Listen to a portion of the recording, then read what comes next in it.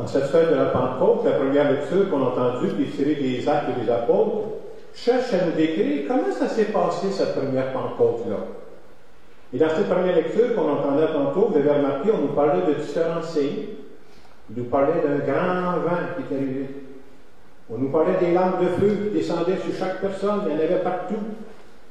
On nous parlait de toutes sortes de choses comme ça. Et ce qu'on voulait nous dire à travers ce passage-là, qui est tiré des Actes des Apôtres, est-ce que le but c'est de décrire dans les moindres détails comment ça s'est passé? Non. Mais le but des Actes des Apôtres, c'est de nous conter non seulement comment ça s'est passé à l'extérieur, mais comment ça s'est passé à l'intérieur des personnes. Ça, c'est l'expérience de la Pentecôte. Juste pour illustrer un peu comment on pourrait décrire ça, je vous donne un exemple d'un fait où je pourrais vous décrire comment ça s'est passé à l'extérieur, mais comment ça s'est passé à l'intérieur. Vous savez qu'au mois de juillet 1996, il est arrivé un événement au Québec. Est-ce qu'il y en a qui se souviennent c'est quoi? C'est le déluge au Saguenay. On appelait ça Chicoutimi à l'époque. Alors, lors du déluge à Chicoutimi, je ne sais pas si vous avez vu ça à la télévision, les maisons passaient dans le courant d'eau, tout un volet dans le lieu de Chicoutimi.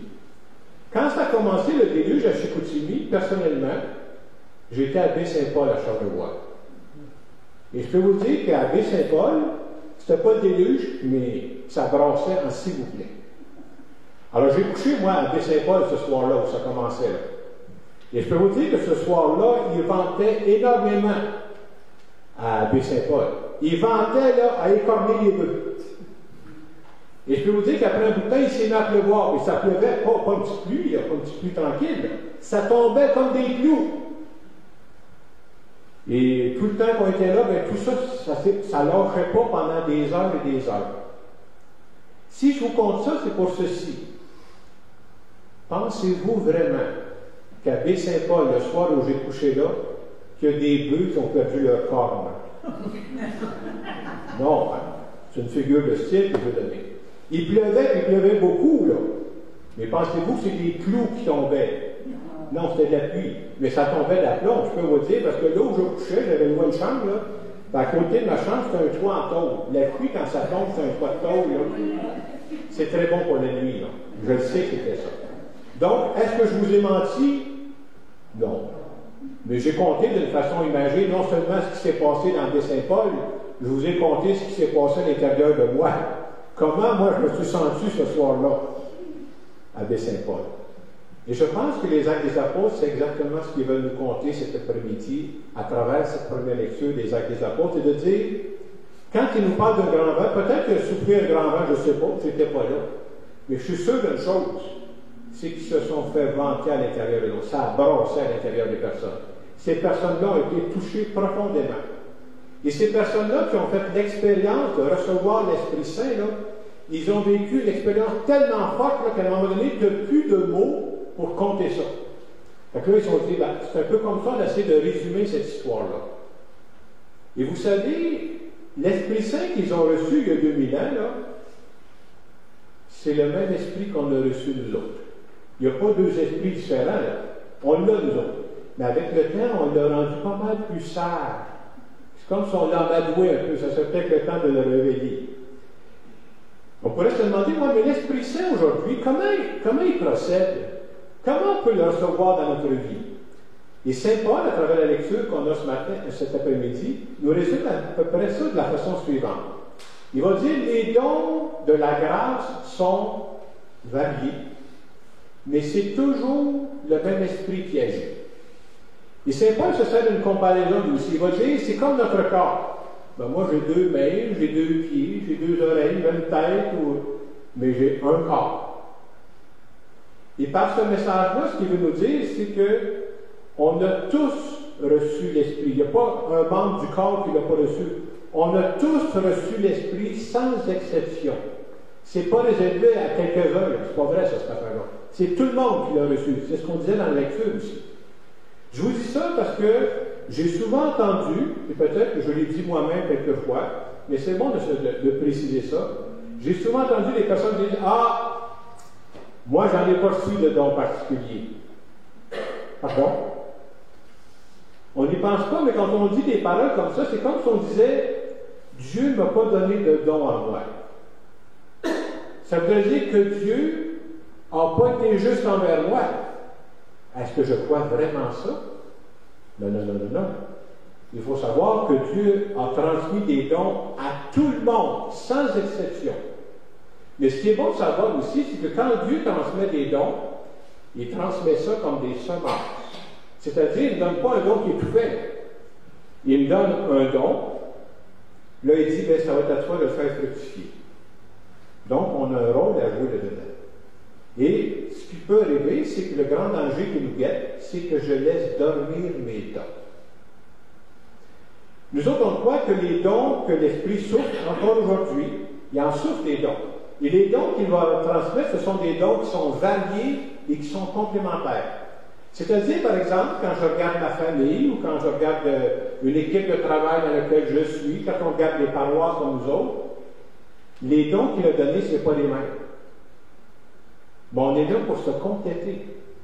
Et le jour où on a la sagesse de mettre en commun les dons que nous avons reçus, qu'on ne les laisse pas dormir, l'impossible devient possible.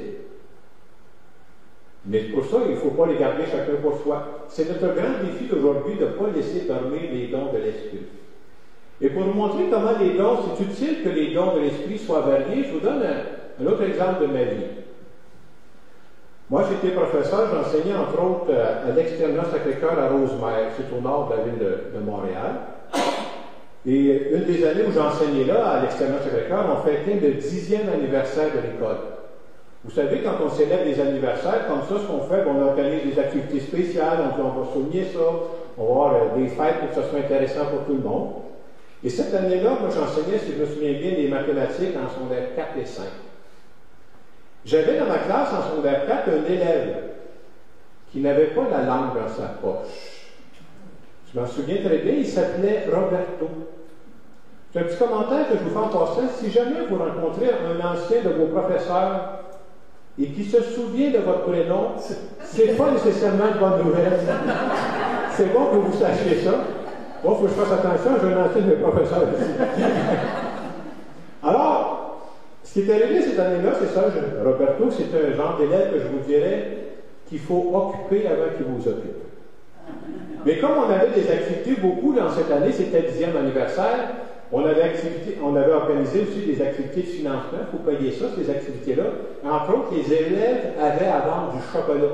Peut-être qu'ils vont vendre du chocolat chez vous, hein? Le meilleur vendeur de chocolat de l'école, Roberto. S'il vendait juste du chocolat, ça serait un gars chic. Non, non. Mais c'est pour montrer que ça prend des talents variés. Hein. Si on avait eu juste des Roberto dans la classe, ça n'aurait pas été reposé. Mais d'avoir Roberto pour vendre du chocolat, c'était très intéressant. Et ce que je viens de vous conter pour l'école où j'étais, je pense que c'est vrai dans nos familles. Je crois que c'est vrai dans nos groupes d'appartenance, dans nos groupes de travail, c'est vrai dans nos paroisses. Et le jour où on a la sagesse de mettre nos dons en commun, de ne pas les garder pour nous-mêmes, et qu'on a des dons complémentaires, c'est là que je dis souvent que l'impossible devient possible. Et pour moi, cette fête de la Pentecôte, c'est ça que je retiens comme message. D'abord, ne jamais douter. C'est pas vrai que Dieu m'a oublié. Ça. Si Dieu faisait ça, ce ne serait pas juste. Là. Le Dieu de Jésus-Christ est juste. C'est sûr que Dieu m'a donné des dons particuliers. Pas pour que je passe à la télévision, là, mais des dons particuliers, j'en ai. Puis c'est à travers ces dons-là que je vais faire du bien. Et la deuxième partie que je retiens, c'est qu'à chaque fois que Dieu nous transmet des dons, c'est jamais, jamais pour nous seulement. Si Dieu me donne un don, voilà, c'est pas juste pour que ça plaise à Jacques. Il faut que Jacques s'en serve pour rendre d'autres personnes heureuses. Et quand je fais ça, je fais vraiment ce que Dieu attend de moi. En cette fête de la Pentecôte, j'ai pensé poser un geste que je trouve très symbolique, qu'on fait. Vous savez, dans plusieurs sacrements, je pense que la plupart qui sont ici ont été baptisés, vous avez été confirmés, il y en a peut-être qui ont été mariés. Il y a un geste qu'on pose toujours, ça s'appelle l'imposition des mains. Et par ce geste-là, c'est un vieux geste qu'on pose depuis 2000 ans dans l'Église. Et quand on pose ce geste-là, qu'est-ce qu'on demande finalement? On demande à l'Esprit Saint, ben viens donc. Je vous disais tantôt, qu'est-ce qu'il faut faire pour avoir l'Esprit Saint? Il faut le demander, c'est tout simple que ça. C'est pas pire si on pourrait faire ça dans d'autres choses. Hein? Demandez-le, viens Esprit Saint. Alors ce que je vais faire, je vais le faire devant vous, ce geste-là. Et je vous demanderai de penser à deux choses pendant que je vais prendre quelques instants pour faire l'imposition des mains. Un, demandez à Dieu là, qu'il réveille en vous des dons, parce que c'est sûr que vous en avez. Viens m'aider d'abord à les voir. C'est quoi mes dons en moi? C'est important de connaître ces dons. Puis viens les réveiller. Puis deuxièmement, j'aimerais qu'on demande, Seigneur, Esprit Saint, viens nous aider ces dons-là, qu'on ait la sagesse de les mettre en commun. Et si on les met en commun, il y a de très belles choses qui pourraient arriver. Alors, ce que je vais faire dans un premier temps, je vais faire le geste de l'imposition des mains. Je vous demande de rien dire. Et je vais répéter juste 2-3 fois, viens Esprit Saint. Je n'ai pas besoin de lui dire d'autres choses, ici sa job. Là. Il va faire sa job, lui, là. Et quand j'aurai fini de dire ça 2-3 fois, je vais aller m'asseoir. Vous-même, dans votre cœur, faites simplement répéter ça 2-3 fois. Viens Esprit Saint. Alors, je vous demande de vous recueillir pendant... Là, restez assis, mais vous recueillir pendant quelques instants.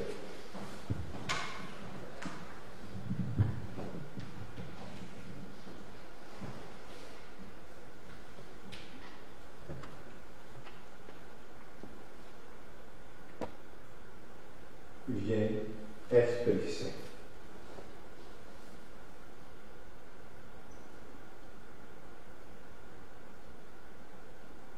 Viens, Esprit Saint.